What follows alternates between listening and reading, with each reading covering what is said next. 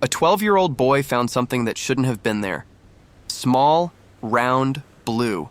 And no one knew yet that this tiny piece had been waiting in the ground for 1,500 years. It was the last day of an educational excavation in Korazim.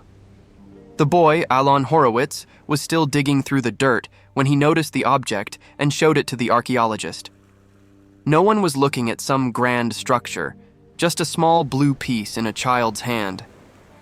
What exactly had Alon found?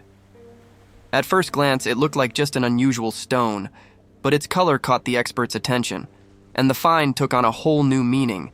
It was identified as a Nicolo gem associated with the late Roman or Byzantine period, about 15 centuries ago. 15 centuries. Between the moment that object vanished from someone's life and the moment it came back into the light in Alon's hands, entire generations were born. Buildings rose, were abandoned, were rediscovered, and the small gem stayed right where it was. But figuring out its age didn't answer the more interesting question. What was it for? In the Roman world, gems like this show up in jewelry. Pieces work to fit personal objects. The most likely interpretation, it was once part of a ring. Possibly. We don't know if it was mounted when it arrived in Korazim or what the full piece of jewelry looked like. But the mere possibility already changes how we see the object. A stone belongs to a place. A piece of jewelry belongs to someone's world. Suddenly the question isn't just what was found, it's who might have been connected to it, who saw that blue up close, who chose it, received it, carried an object like this. We can't put a name to that person. We don't know if it was a man or a woman, their profession, their wealth. It's important to resist the temptation to invent a story to fill that silence. The evidence can't reconstruct a whole person, but it can reconstruct the world around them. And to do that, we need to look at Korazim not as it appears today, but as a place where people actually lived. It was an ancient Jewish community in the Galilee. Today, what survives first are the stones, ruins, structures. But 15 centuries ago, they were part of a living community.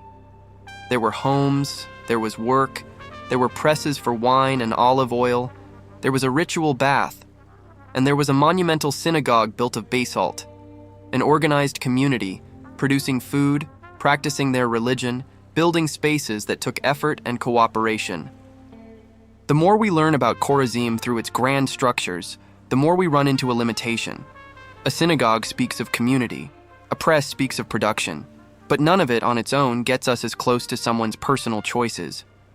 That's where the gem comes back in, because it asks questions a monumental structure can barely ask. How did these people want to present themselves? What objects did they carry? What did they find beautiful? Maybe we weren't really trying to understand the gem. We were trying to understand the people of Korazim. Think about the difference in scale. On one side, tons of basalt forming a monumental synagogue. On the other, an object small enough to vanish into the ground for 15 centuries. The building dominates the landscape. The gem all but disappears into it. And yet, it's the smaller of the two that brings us closer to an individual life. It would be tempting to picture some long trade route stretching to the Galilee. It would make a great story. But the available evidence doesn't let us tell it as fact. We don't know the stone's geological origin, who carried it to Korazim, or who owned it. Acknowledging those limits doesn't diminish the discovery. It makes what we do know even more interesting. Nicolo gems have parallels in Roman jewelry, and this one's presence in Korazim suggests that there, at least some people had access to prestige goods. That doesn't turn Korazim into some major trade hub, and it doesn't reveal the exact social standing of whoever wore the gem. But it does stop us from picturing that community as an isolated, undifferentiated farming settlement. There's more nuance there, more choices, more differences between individuals. None of this was visible when Alon spotted a blue dot in the dirt. The object never changed size, but the world around it kept growing. First it was a stone, then an ancient gem, then a possible piece of jewelry. Then an invisible person appeared behind it. To try to understand that person, we had to rebuild an entire community. Homes, production, religion, work, daily life. The ruins show that a community existed. The gem suggests that within it, not every life was the same. At some point, through a circumstance we can no longer recover, the link between that person and the small gem was broken. Maybe it slipped loose from a piece of jewelry. These are possibilities, not certainties. After that, the object stayed. The person didn't. That's an almost uncomfortable difference. We tend to think archaeology recovers things, and it does. But things matter because they point to something that's usually already gone. People. That person's name is gone. Their voice, their appearance, their entire story. And yet, some piece of their connection to the material world survived. A small blue gem. It's not much to reconstruct a biography, but it's enough to change a historical question. Instead of asking what Korazim was like, we can ask what it was like to live inside it. Can we find out who that person was? No.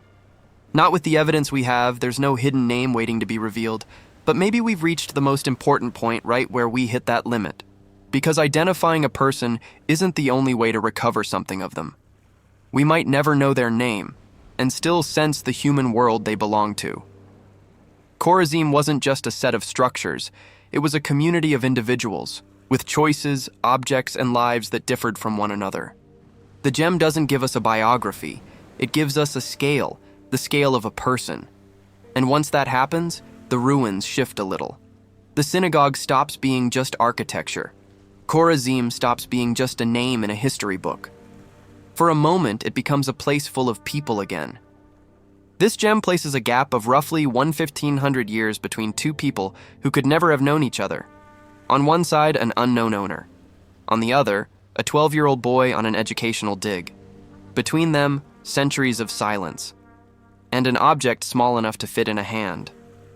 If you love discovering how small pieces of evidence can open unexpected windows into lives history forgot, subscribe to Rediscovered Secrets, hit the notification bell, and follow along for the next discoveries still waiting to be found again. This gem's story ends exactly where it began, in someone's hand. Only now we know what that image really means. Alon didn't recover the name of whoever owned it, or their whole story. Those answers stay buried in a past we may never reach. But something did cross the centuries. A person lived, was connected at some point to that object, then disappeared from history. The gem remained, until another person came along. A child, on the last day, just before the dig ended. And among the great ruins of Korazim, it was one of the smallest objects found there that opened one of the most human questions of all. Who was on the other side of this gem? We may never know. But now we know someone was. And sometimes that's how history gives a person back, not with a name, not with a face, but with something small enough to survive when almost everything else was lost.